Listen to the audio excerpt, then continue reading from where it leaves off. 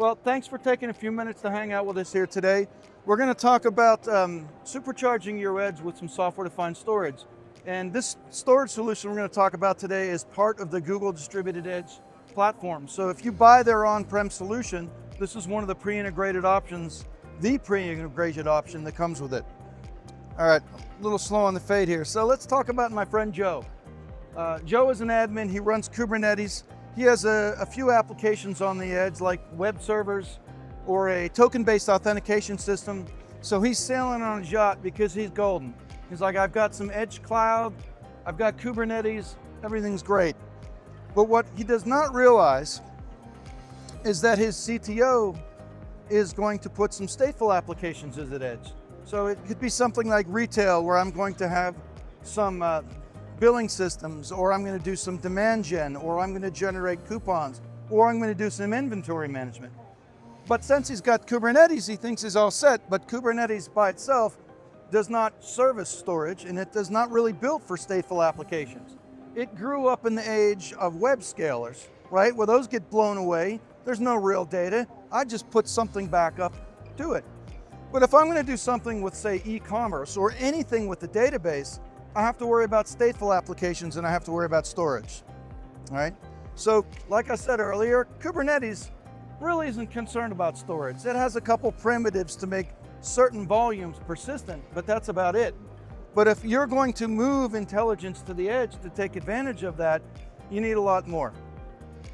So what we bring is, as our cloud-native storage solution, does a couple things for you. So it certainly supports stateful applications, and it does so in a very intelligent way. One of the problems in supporting this, see, in the VM world, you can have a day 0, day 1 config, and you can have your day 100 data. And if you had to restore from a backup, they made it together easily because the VM, nothing changed about it. But if you take a look at Kubernetes, it was born to live, born to scale right off the fly. So I can have part of my application that was originally in one pod and another pod, or even a different node. I can have some different configurations or changes I made. I could change my secrets. I could have changes with metadata. So if I actually have to go back and restore, and I take my day 100 data and my day 1 config, they don't always come together. It's going to require a lot of work. And if I'm out at the edge, or even more, if I'm air-gapped at the edge, I'm going to have to send somebody out to fix that. So what we do is we call it application-aware storage.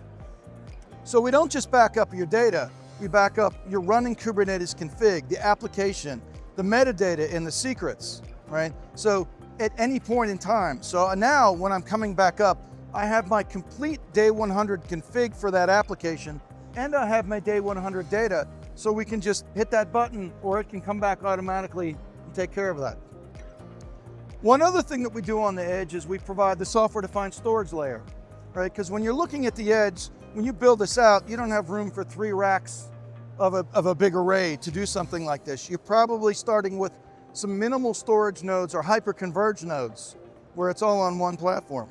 Those nodes may not be exactly the same. Some may have NVMe, some may have HDD, some may have SSD, depending on what your price points are. So what we offer is the ability to auto-discover those nodes in the network, auto-discover all the different media, let you write policies and share a common storage pool. So then you can do smarter things, like instead of just backup and recovery, I can do things like replicas. So if something goes down, if I have a node that goes down, it's business as usual. I just map to another replica. And when that node comes back up, whether it's the hard way or the easy way, maybe there was just a power failure, it rejoins the group and continues that replication. So you have nonstop service. So when you're buying software-defined storage layer, or you're using ours through Google, you want to ask yourself, how am I managing data persistence and availability? What kind of flexibility am I going to have here?